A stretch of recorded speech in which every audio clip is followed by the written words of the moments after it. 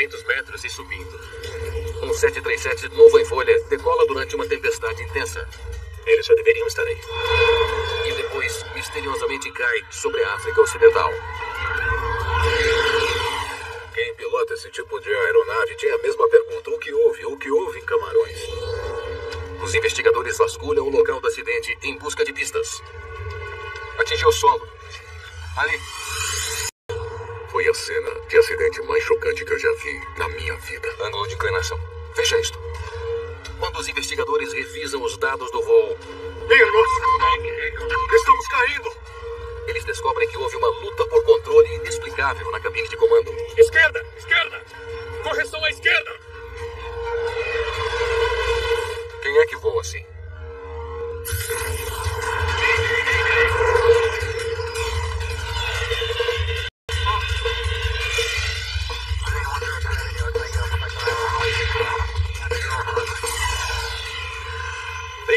Desastres aéreos. Esta é uma história real baseada em relatórios oficiais e relatos de testemunhas.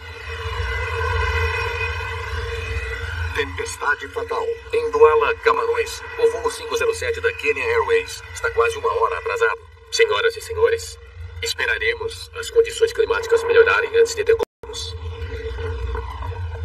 Antes que os pilotos possam partir, uma tempestade forte precisa passar. Há 108 passageiros impacientes a bordo. Muitos precisam pegar conexões.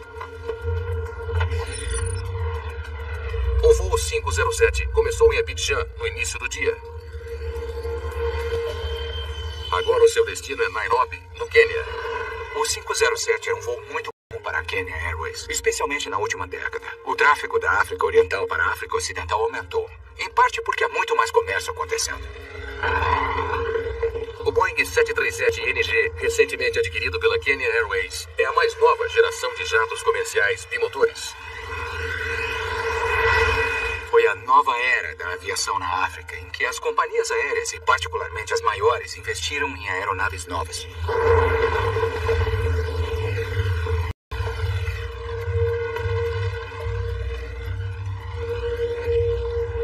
O comandante Francis Wamwia está no comando do voo desta noite. Ele é um piloto experiente, com mais de 8.000 horas na cabine de comando. Andrew Kioro é o seu copiloto. O jovem piloto ingressou na Kenya Airways há 1 ano, no meteorológico de bordo do 737 para monitorar a tempestade. Parece que pode haver um jeito de contorná-la. Agora que a tempestade se afastou do final da pista, o comandante Wamwia acredita que pode passar por ela. É bem comum o clima atrasar voos na África por sua severidade. Então, nesse aspecto, não é surpresa os pilotos encontrarem esse tipo de clima a essa hora da noite. Torre, Kenya 507. Parece que o tempo melhorou um pouco. Solicito inicialização. Certo, 507. Inicialização aprovada. Lista de verificação de inicialização. Rápido, por favor. Geradores ligados. Poucos minutos antes da meia-noite, o voo 507 finalmente está pronto para a decolagem. Pronto. Solicite autorização para taxiar. Kenya 507, solicitação para taxiar. Taxi na pista 12, Kenya 507. Pista para taxiar, 1, 2. Kenya 507.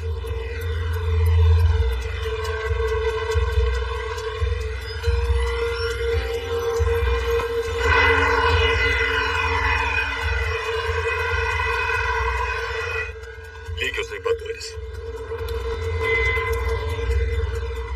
Direita livre. A tripulação taxia até a pista. Há um avião à frente deles, o voo 287 da Royal Air Maroc.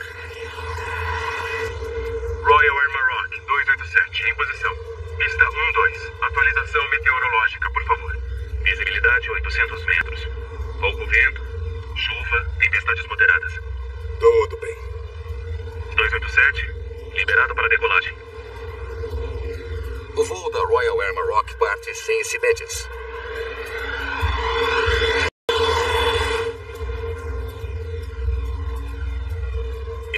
nos alinharmos.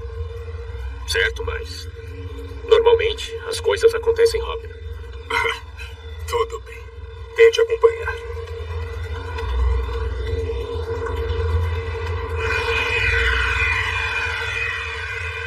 O comandante Wang Muye verifica as condições meteorológicas novamente. Vamos dar uma olhada.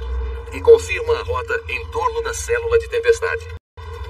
Torre, Quênia 507. Após partida, gostaríamos de manter o rumo. Ligeiramente à esquerda da pista, devido ao clima frente. À direita. Desculpe, ligeiramente à direita. Logo após a decolagem do avião, o plano era fazer uma curva para a direita, evitando as células críticas. Tudo bem. Está feito. Senhoras e senhores, verifiquem se o cinto de segurança está afivelado para a decolagem. Tripulação, aos seus assentos.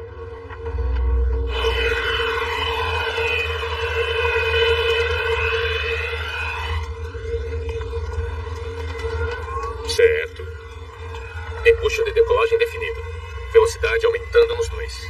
Confere. 80 nós. Confere. P1. Rodar.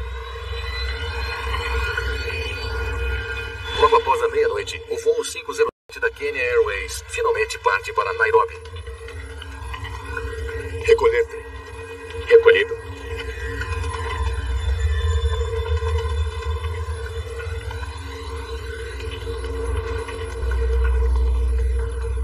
metros e subindo. Selecionar rumo. Selecionado. Confere. O 737 começa a virar à direita para evitar a tempestade. N1. Ok, comando.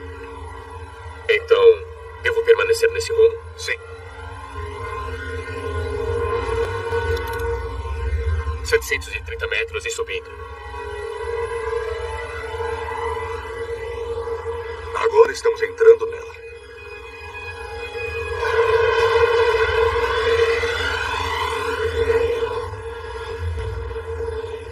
Minha nossa!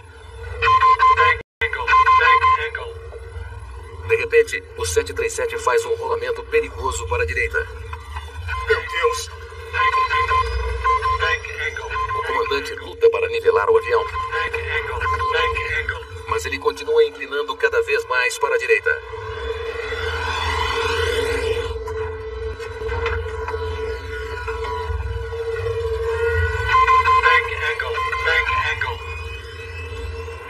Apesar dos esforços dos pilotos, eles continuam inclinando.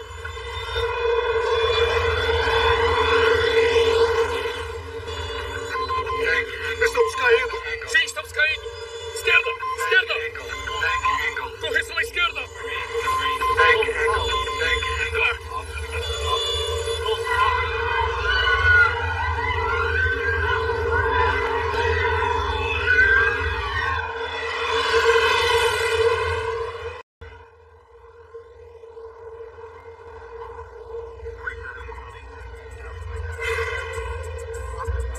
Cinco horas depois, o controlador em Douala está encerrando seu turno.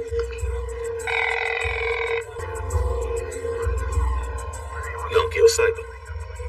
Eles deveriam estar aí agora. O voo 507 da Kenya Airways deveria ter pousado em Nairobi há 45 minutos, mas o avião ainda não chegou. Claro.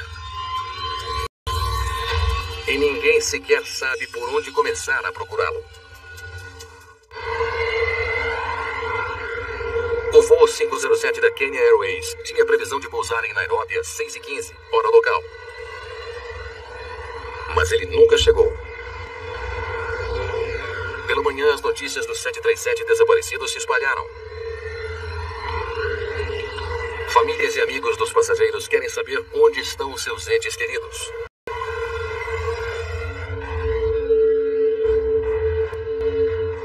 Engelbert Zoan Etundi trabalhou para a Autoridade de Aviação Civil de Camarões. Quando eu soube que uma aeronave estava sumida, eu presumi imediatamente que teríamos uma catástrofe em nossas mãos. 2 dias depois, equipes de busca finalmente localizam os destroços do Kenya 507. Está a quase 6 quilômetros a sudeste do aeroporto de Douala. O 737 caiu em um manguezal e está submerso em lama e água. Não há sobreviventes. Como nação, nós estamos unidos na dor, junto com os outros 26. É um encerramento trágico nas buscas. Os amigos e as famílias das vítimas estão exigindo respostas do governo camaronês. Mas o governo tem um problema. Tragédia. Camarões não tinha uma agência de investigações de acidentes aéreos. Investigadores de vários países se reúnem em Camarões. Já que o Boeing 737 é fabricado nos Estados Unidos, Dennis Jones, da NTSB, a Agência Nacional Americana de Segurança nos Transportes, participa da investigação. O fato de ser um avião bem novo na época surpreendeu bastante, mas em todo o mundo, quem pilota esse tipo de aeronave tinha a mesma pergunta: o que houve em Camarões? É tudo da cauda. Parece que todo o resto está lá dentro. Eu vi muitos detritos da seção de cauda. Não conseguimos ver os destroços em si porque estávamos em um pântano e isso foi outro desafio. Um consultor técnico da Boeing, Mark Smith, também se junta à equipe de investigadores. Foi a cena de acidente mais chocante que eu já vi na minha carreira na Boeing. Estávamos lá perplexos com a devastação e a destruição. Então, como equipe, precisávamos descobrir o que houve e onde estavam as peças. Uma prova importante é rapidamente encontrada: o gravador de dados de voo do 737. Bom, até que está bom, considerando, né? O gravador é enviado à Comissão de Segurança dos Transportes do Canadá para extrair os dados.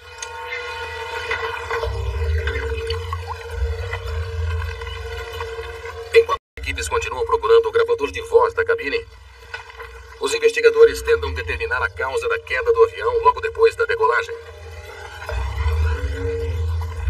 O aeroporto fica só a 6 quilômetros de distância. Não pode ter ficado no ar mais de 2 minutos. Nós realmente não fazíamos ideia. Você procura explicações.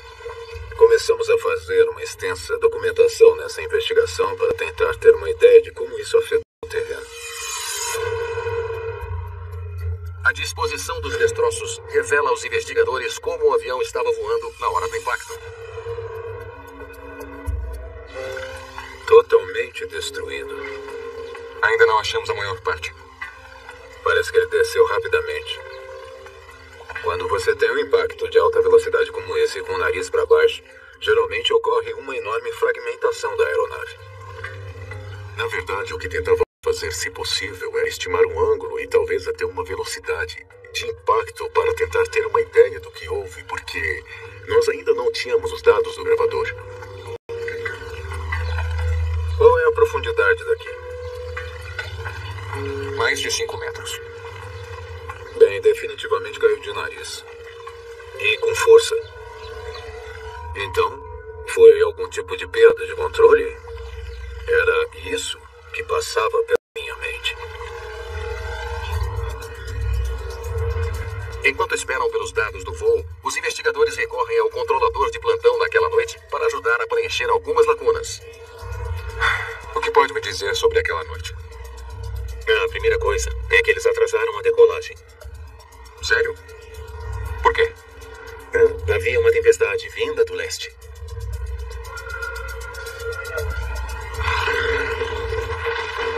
E 507. Vamos esperar a tempestade passar. Cancelação. A tempestade pode durar a noite toda, mas a visibilidade deve melhorar. O avião estava na pista, carregado, pronto para partir, esperando o tempo melhorar, e então eles decolariam. Mas 20 minutos depois, eles decidem decolar. Por quê? O tempo melhorou um pouco e iam tentar contornar a tempestade.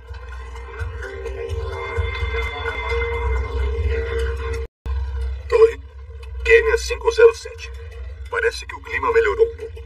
Solicitando inicialização. Ok, 507. Inicialização aprovada. O controlador explica como a tripulação planejava voar à direita da tempestade. Seria possível que a tripulação tivesse julgado mal o tamanho e a força da tempestade? O investigador Bill Bramble, da NTSB, também se junta à equipe. Eles tinham uma célula a 13 quilômetros do final da pista. Então a tripulação estava usando seu próprio radar para decidir como contornar aquela célula. Este é o boletim meteorológico daquela noite. Trovoadas e chuvas sobre o aeroporto com ventos de até 37 km por hora. Mas estava começando a melhorar. Os investigadores se perguntam se o vento e a chuva ainda eram fortes o bastante para derrubar um 737. Ele pediu permissão para contornar a tempestade pela direita. Talvez a tempestade fosse bem pior do que ele pensava. O mau tempo atrasou vários voos. O KQ-507 foi um dos 4 voos atrasados em terra por cerca de 1 hora. Os investigadores precisam falar com outros pilotos que decolaram de Douala naquela noite. Qual era a intensidade da tempestade uma vez que estavam no ar? Vou falar com um dos pilotos amanhã.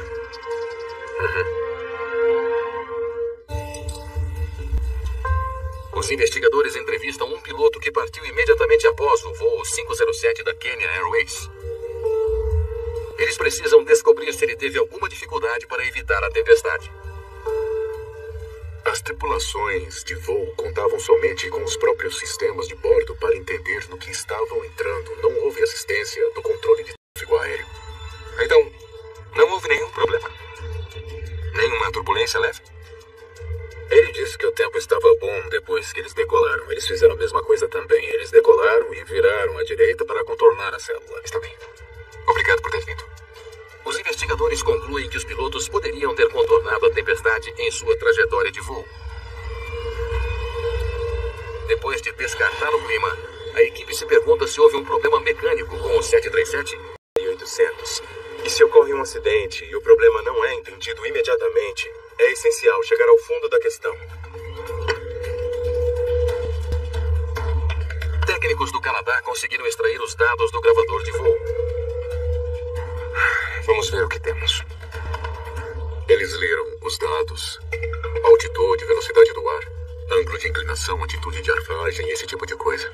Depois dessas informações, você pode começar a ver o que realmente aconteceu.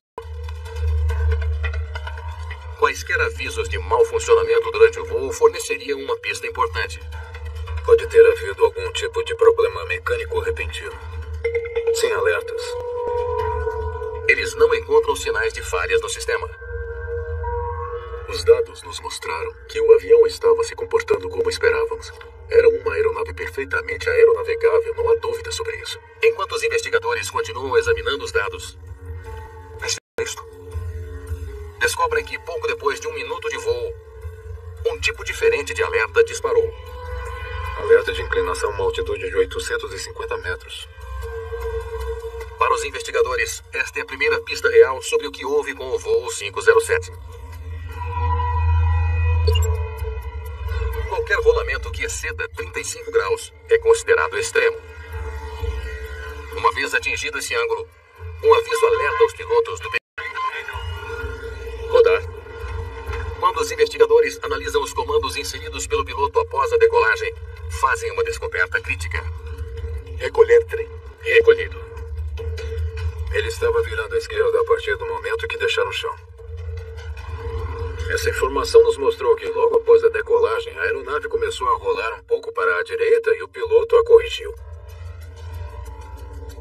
E aí ele continua fazendo correções para a esquerda. Parece que está tentando manter o avião nivelado.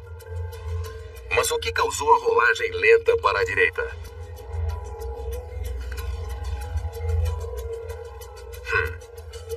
Eu já sei. É a maneira como os flaps estão. Causar uma ligeira rolagem para a direita. Aquela aeronave costumava rolar para a direita. Os flaps aumentam a sustentação de um avião em velocidades mais lentas. Nesse avião em particular, o flap esquerdo proporcionava um pouco mais de elevação do que o direito.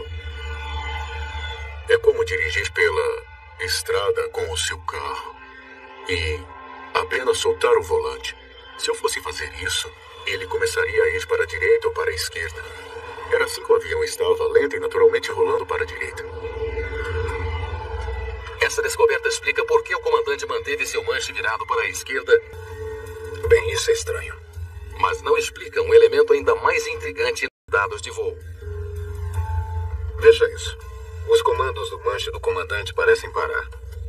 É como se ele simplesmente o soltasse. 6 graus para a direita e não há resposta. 11 graus, 15 graus, 20 graus, 30 graus e mesmo assim nada. Quando o ângulo de inclinação do avião se aproximou de 35 graus, nenhum piloto tomou medidas para interromper o rolamento cada vez mais perigoso. Comandante, até que o alerta do ângulo de inclinação soasse.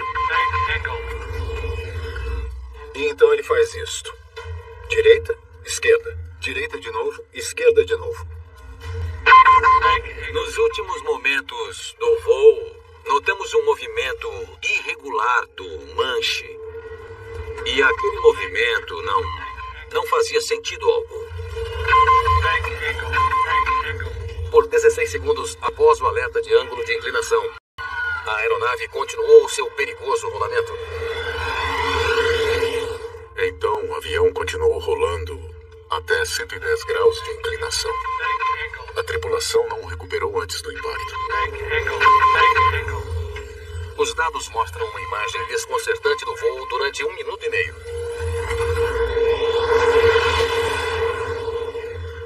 Quem é que voa assim? Isso foi intrigante para nós.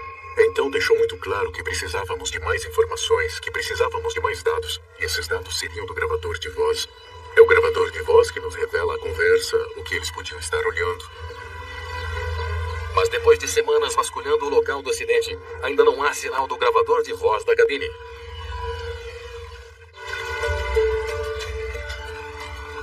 Já faz mais de um mês desde o acidente do voo 507 da Kenya Airways.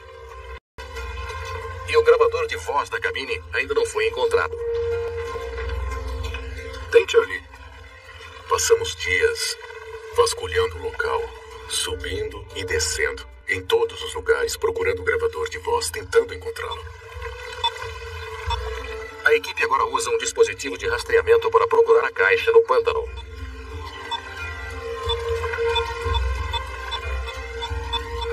Cinco semanas após o acidente, o gravador de voz da cabine de comando finalmente é recuperado.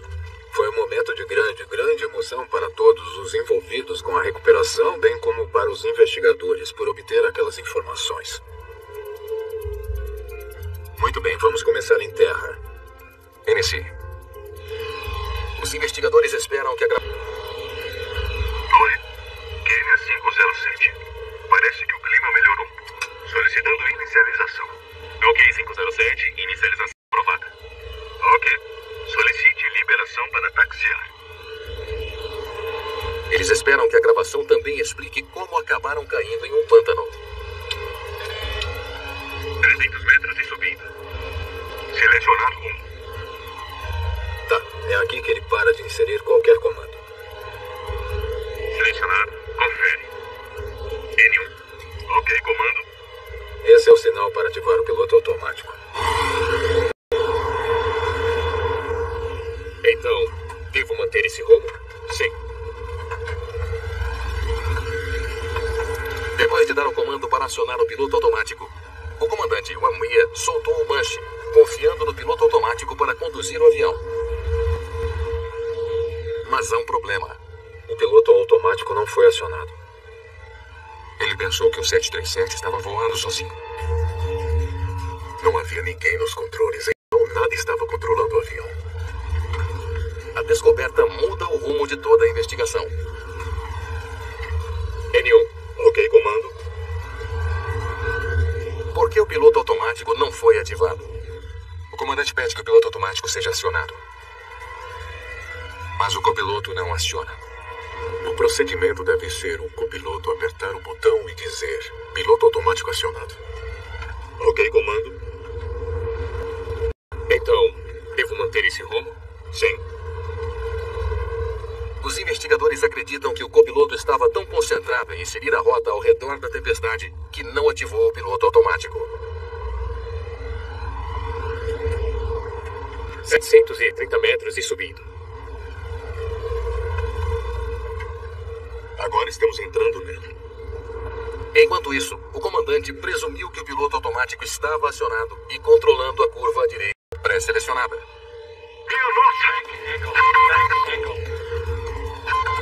Os pilotos só perceberam um problema quando o aviso de ângulo de inclinação disparou. É bastante claro que o comandante esperava que o piloto automático estivesse acionado e não estava acionado. E nenhum membro da tripulação percebeu que não estava. Estamos caindo! Sim, estamos caindo! Esquerda! Esquerda! Correção à esquerda! Da esquerda!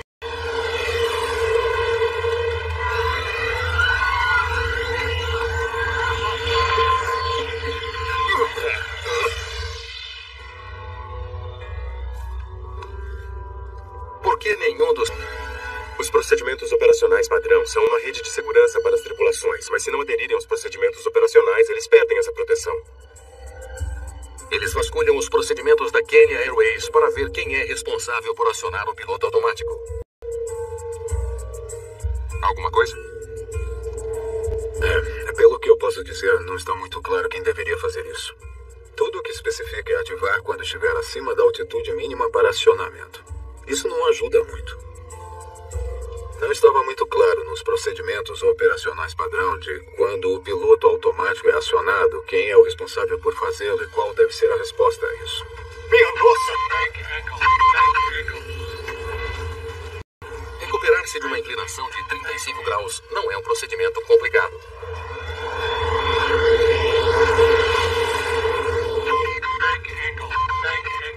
O alerta do ângulo de inclinação foi projetado para dar aos pilotos tempo suficiente para reagir. Mas por algum motivo, essa tripulação não foi capaz de fazer isso. A equipe examina a ficha deles. É isso que temos sobre o One Way. Muita experiência. 16 anos como piloto, a maioria em um 737. Vamos ver o que essa tempestade está fazendo. O comandante tinha sido comissário de bordo da Kenya Airways e depois foi para a escola de aviação, onde conseguiu seu brevet e passou a atuar como piloto. Espere. Veja isso. Mas os registros de treinamento do comandante revelam sérias deficiências. Conhecimento inadequado de sistemas e procedimentos, disciplina de voo insuficiente, mau conhecimento da cabine de comando, abaixo do padrão. Meu Deus. Recolher trem. Recolhida. Descobrimos que o comandante tinha um histórico de dificuldades de treinamento e falta de conhecimento de sistemas autônomos de voo e assim por diante. Então, havia alguns sinais de alerta em seu histórico. A ficha do copiloto não é melhor. Falha ao monitorar o piloto automático. V1. Rodar.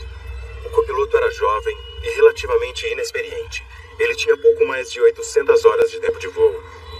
E tinha recebido algum feedback do seu treinamento que envolvia coisas do tipo: você precisa ser mais proativo em apontar desvios e coisas do gênero. Não era uma tripulação de primeira.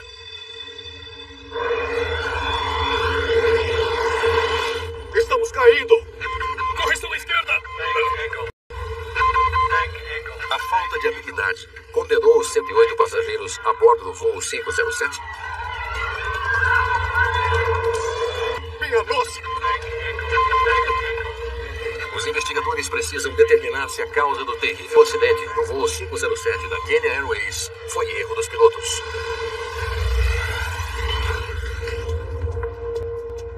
Muito bem. Ele definitivamente está surpreso.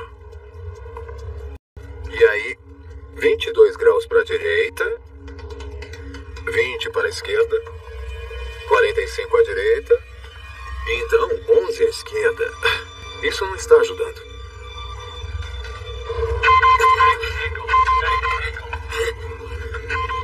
Quando o alerta de inclinação soou e a aeronave estava rolando para a direita, a primeira resposta foi o comandante virar mais para a direita, o que agravou a situação e muito.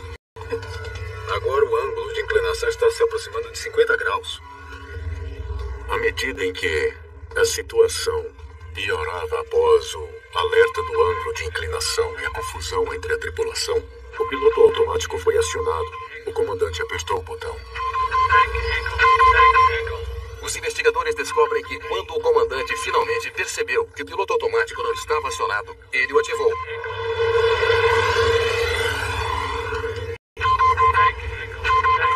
Mas quando esse comando não nivelou imediatamente o avião, o comandante girou o manche erraticamente, uma ação que desativou o piloto automático. Estamos caindo! Sim, estamos caindo! Então sim, estamos caindo. Esquerda, esquerda. Correção à esquerda. Agora, um está tentando virar à esquerda, enquanto o outro vira para a direita. Eles estão anulando o comando um do outro. Esquerda! Esquerda! Correção à esquerda! Da esquerda!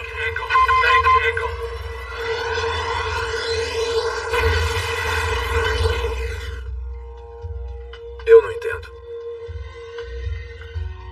Deveria ter sido uma recuperação simples.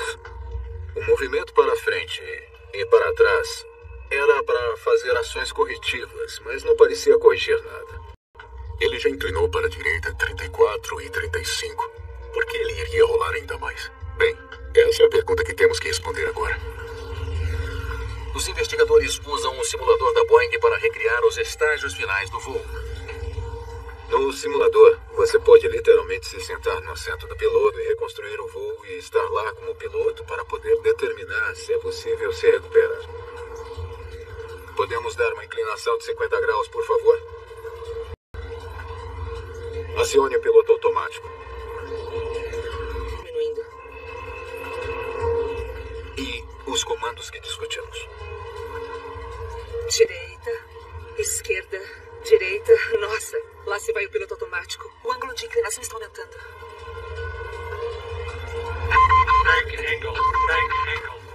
A simulação mostra que, se o comandante tivesse dado tempo suficiente ao piloto automático para assumir o controle, o C-37 teria retornado a um ângulo e uma inclinação relativamente seguros. Mas os seus comandos erráticos impediram que isso acontecesse. Se ele não tivesse feito nada. Foi determinado que a recuperação ainda era opção apenas alguns segundos antes do impacto acontecer. Os investigadores estão confusos. Por que o comandante, que era experiente, não foi capaz de executar uma recuperação tão simples? Havia algo que não estávamos vendo na investigação que pode ter confundido a tripulação. Então começamos a olhar mais atentamente para a possibilidade de desorientação espacial. É do simulador? Sim. Está escuro lá fora. Não tem referência nenhuma. Havia uma escuridão completa lá fora. Olhando pelo para-brisa, não havia referência alguma no solo que pudesse ter ajudado a endireitar o avião imediatamente. Minha nossa! Desorientação espacial é uma incapacidade de distinguir para cima e para baixo, esquerda e direita. É sabido que ela dificulta o julgamento e atrasa os tempos de resposta. Estamos caindo! Sim, estamos caindo! Esquerda! Esquerda! Correção à esquerda! Só o copiloto pareceu avaliar a situação corretamente. O que você está fazendo? A primeira coisa que ele diz é: sim, estamos caindo. Levou 10 segundos para ele falar.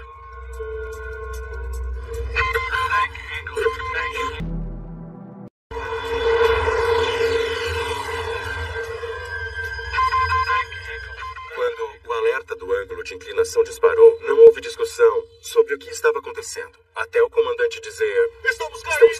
Sim, estamos caindo! E o copiloto não disse nada, até dizer: Correção à esquerda! Os investigadores ouvem a gravação da primeira parte do voo de Abidjan para Douala.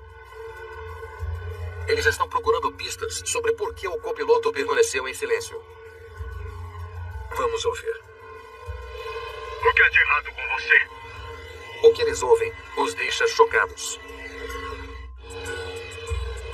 Quando os investigadores ouvem a gravação de voz na cabine de comando... 4.300 metros. Sim.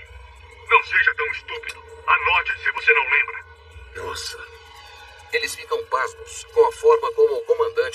seu copiloto. Foi muito ruim. O comandante estava meio que intimidando o copiloto. Havia palavras do tipo estúpido, calha a boca, coisas assim. Você não espera ouvir isso em um ambiente com tripulantes profissionais. O que há de errado com você? Não ouviu a instrução? Rumo 2, 3, 0. Entendeu? Parece que o copiloto se intimidou com o comandante. Rumo 2, 3, 0. Entendeu? Em certo ponto, o copiloto meio que se limitou a responder com alguns sons monossilábicos. Os investigadores suspeitam que isso pode explicar por que o copiloto demorou tanto para falar.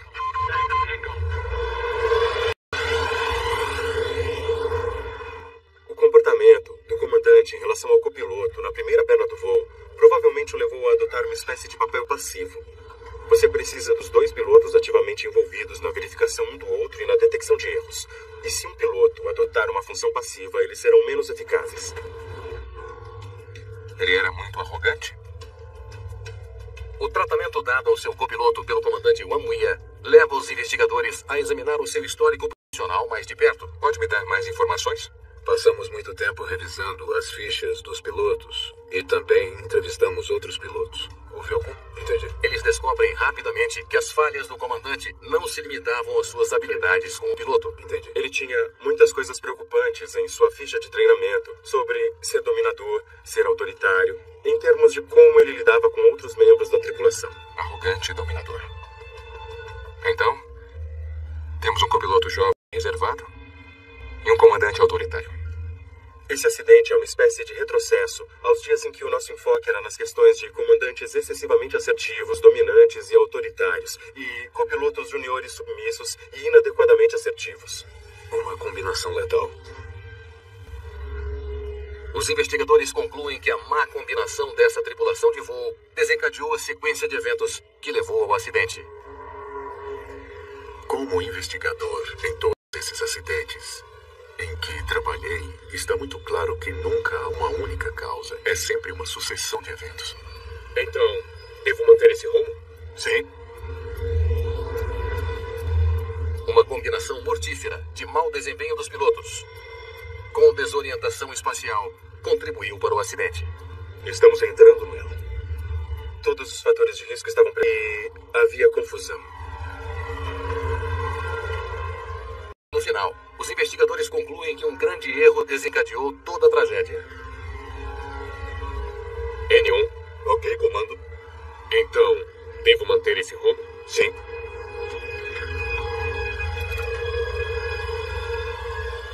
Foi falha da tripulação não garantir que o piloto automático estivesse ligado. Minha nossa!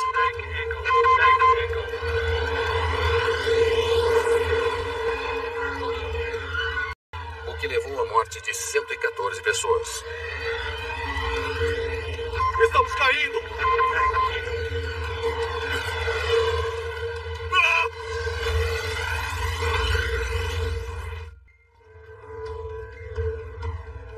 Após o acidente do voo 507, a Comissão de Inquérito de Camarões faz uma série de recomendações, incluindo a atualização regular de manuais de segurança relacionados a procedimentos na cabine de comando e responsabilidades da tripulação. Eles fizeram alterações nos procedimentos operacionais padrão sobre quem é responsável pelo acionamento do piloto automático, e isso foi muito importante. E melhor treinamento de pilotos, com foco no procedimento de recuperação.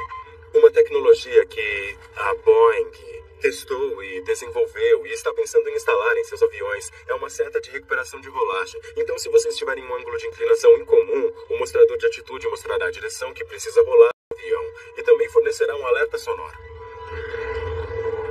No fim, você precisa incluir o treinamento, a composição da tripulação e adicionar os elos da corrente. A corrente que fez tudo isso acontecer naquela noite.